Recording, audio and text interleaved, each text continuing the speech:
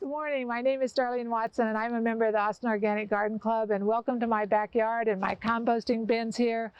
When we moved into our home a couple years ago, the first thing we did was build our compost bins. I've been vermicomposting and composting for about 35 years, and my husband and I are both very passionate about composting. And if you live in Texas, you need to learn how to compost to amend your soil. Decomposition happens naturally in nature. Anything that is at one point alive will decompose. So composting is the process of speeding up decomposition, which happens naturally. Okay, so let's talk about some reasons why we compost. So the first reason to compost is to reduce waste. The city of Austin has a goal to reduce 90% of organic waste that's going to the landfill by 2040. So another reason to compost is to reduce the amount of methane that's produced from the landfills. Household waste and organic matter creates methane gas, and that creates greenhouse emissions. So by composting in your backyard, we can reduce the amount of methane in the environment. So another reason to compost is it helps to build soil. I know when I first moved to Texas and I ran into the clay soil, I was like, how do you amend this soil? Well, the best way to do that is compost. Lots of organic matter, put it in the soil, and it will change the composition of your soil, add a lot of microorganisms. So the city of Austin has the composting trucks that come around every week and pick up our organic matter. If we can decrease the amount of organic matter that they have to pick up, that will help to decrease the use of fossil fuels to run these trucks.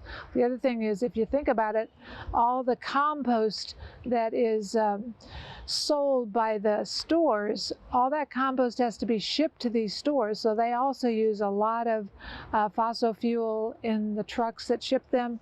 And the other thing that really bothers me is the amount of plastic bags that are used to bag all of this compost, and all these plastic bags have to break down in the landfill. So these are all good reasons to compost in your backyard. And I can tell you from experience, the compost you make in your backyard is much better with regard to the amount of microorganisms and active microbial life than anything you can buy at the store. Okay, so now we'll talk a little bit about compost bins and how to compost. First of all, the thing you have to remember with composting is make it as simple or as complicated as you want. Okay, I'm retired. I have a lot of time to work in my compost pile. But if you're a busy family and you have very little time to compost, make this simple. If you don't make it simple, you won't use it. You can make it as simple as just composting in a 5-gallon bucket. A couple things about where to locate your compost pile. First of all, locate it close to some water, because you're going to need to have some water for your compost. It's best if you can locate it in kind of a shady spot. The sun, if it's in direct sun, will dry it out. The other thing is try to hide it away from your neighbor's view from their back patio, and also from the view of your back patio. You really don't want to be staring at your compost pile. Make sure that it is easy so you can turn it, because if you can't turn the compost pile, it'll take much, much longer to compost. And that's fine. I mean, you can throw things in a pile in your backyard and let it sit there for 2 or 3 years and come back, and underneath all of it, it'll be some nice black gold, as we call it in the gardening world. But if you want it to go a little faster than that, then you do need to have it so you can turn it easily. So the compost pile that we have now is just a 2-bin pile. It's about 3.5 by 3.5 square feet. So you want to have it at least that big if possible. 3 by 3 will work too, because you need to have a fairly large mass in order to get the compost hot enough to actually speed up the process of composting.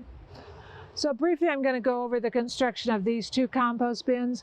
What we did was we put down 6 steel posts, and you need to measure them, how far apart you want them. You can see the 6 steel posts. Then we put some plastic fencing around the post, and we put it on with the ties. And then we took a conduit and put fencing around the conduit. Then we have the PVC rings where we can put the conduit in the ring, and then up here you just clip it like that, and then you have your fence. Okay, so let's now talk about what you can compost. We'll first start with the kitchen. Any vegetable and fruit scraps, eggshells, coffee grounds, tea bags, paper towels. I get them wet and put them in my little compost bin that I have in my kitchen. Things you can't compost from the kitchen are any meat scraps, chicken scraps, any oils or fats. Now, what about your yard? Well, certainly leaves, grass clippings, wood, like branches, that type of thing, they need to be broke down. Any non-invasive plants, or I say not to compost any plants that have runners, such as Bermuda grass. That is one thing you don't want to compost. It's Bermuda grass. Do not compost any diseased plants. Like if you have diseased tomatoes or squash, like the squash stems that the squash vine borers have been in, don't compost those. Do not compost dog or cat litter. You can compost some types of manure, but you have to be careful because with those you never know what maybe the horses or the chickens or that type of thing have eaten. Okay, so you have your compost bins built. So now how are you going to start the compost piles? So you need about a 70-30 carbon to nitrogen ratio with regard to the pile. So that means about 70% of browns and 30% of greens. So browns are your wood chips, leaves, greens are your kitchen waste. Coffee grounds, even though they're brown, they still are considered green. Grass clippings, any leaves that you might cut up, that type of thing, they're considered green. So you need 30% of the greens, 70% of the browns. And don't worry about if you're off by 3 or 4 or 10%. It's no big deal. Nature doesn't go around measuring how much you have of 70-30. Pile it in there and you'll figure out sooner or later what you need a little more of. Okay, so basically you start out with some browns, then you can put some greens in, then maybe a little water, maybe some wood chips or a little things for some bulk. You do need air in your compost pile because the microorganisms, they need air to breathe and to live, okay? So you do need some air in there. And then just do that process again.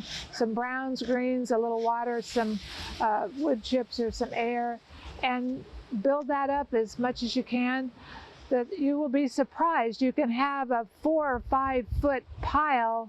You come back 2 or 3 weeks later and it'll be down to 2 or 3 feet. So it can shrink fast. That's why you have to build up a big pile to start with. Okay, so when adding kitchen scraps to your compost pile, I have this little container that I keep beside my kitchen sink, and this is where we put all of our kitchen scraps. So when I add it to the compost pile, I make sure that I have this little rake that I keep right beside the compost pile.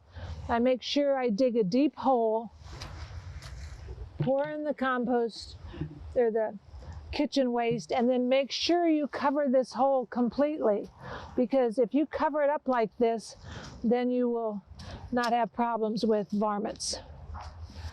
Another thing about composting, and we talked about this a little bit earlier, about getting the temperature of your compost hot enough to break down the leaves and the grass clippings. So I've been composting for many, many years, but I will say that the one thing that changed the way I composted and how I looked at it was buying a compost thermometer. And they're in the neighborhood of $25 to $30 a long thermometer, and it will tell you what the temperature is. Now, if you can get your compost pile up to 130 or 140 degrees for 2 or 3 weeks, it will kill all grass seeds or any type of weed seeds, that type of thing. But the problem for me is I keep my red wigglers in my compost pile and they don't like it that hot. But it's nice if you have adequate decomposition and breakdown, if you can keep your compost pile around 110 to 120 degrees. It will break down fast. So if you are serious about this, you can invest the money in a compost thermometer, or if you're an engineer, you can make your own. So one of the questions people always ask is, how do I know when my compost is ready to use? Well, actually, you can use organic matter such as this pile of leaves for a mulch really any time. But here is how you tell when the compost is ready. When you really can't tell what this was made from. As you can see, this is a nice dark color, and I really can't tell where the leaves are, where the grass clippings are, where the onion peels or the coffee grounds or anything like that. So it's ready to use. Now, something that I do, because I'm retired and have lots of time to spend outdoors, which I would live outdoors if I could, is I sift my compost. So I have this sifter here. It's a 1/4-inch screen, and I just throw the compost on here, go like this, and I sift it. And then I take this part here and put it in my garden. But then this is what I get from my sifted compost. And your compost should be the color of a 70% chocolate candy bar, okay? And the other thing, when you go like this with your compost, it should be the consistency of a chocolate muffin. So when you squeeze it, you can see that it'll kind of stay together. So that's what beautiful organic compost looks like. And I use this when I'm planting seeds, I'll spread this over my seeds. When I'm like planting my seedlings, like my tomato plants, I'll put a handful of this in the hole where I'm planting my plants. This I just throw in my garden, and it's going to continue to decompose. As you can see, there's a few little branches in here and that type of thing, but this will all continue to break down. And this is good to put in your soil, because this helps give, especially with the clay soil, this will help give the soil some air space, because there's lots of space between here. So this is perfect to put in the soil too. Okay, you don't have to have it all looking like this to use. Put some of this 90% decomposed organic matter in your soil, and that works too. Thank you for coming to my backyard this morning to see my compost bins and let me talk about composting. If you'd like to learn how to build the compost bins, you can go to the Austin Organic Garden Club website, and there'll be instructions on how to build these simple compost bins and get you started. But as I said before, set up a system that's manageable for you, because if you set up too complicated a system, you won't do it. If it's too simple, you'll become disappointed. Set up something that works for you and your family.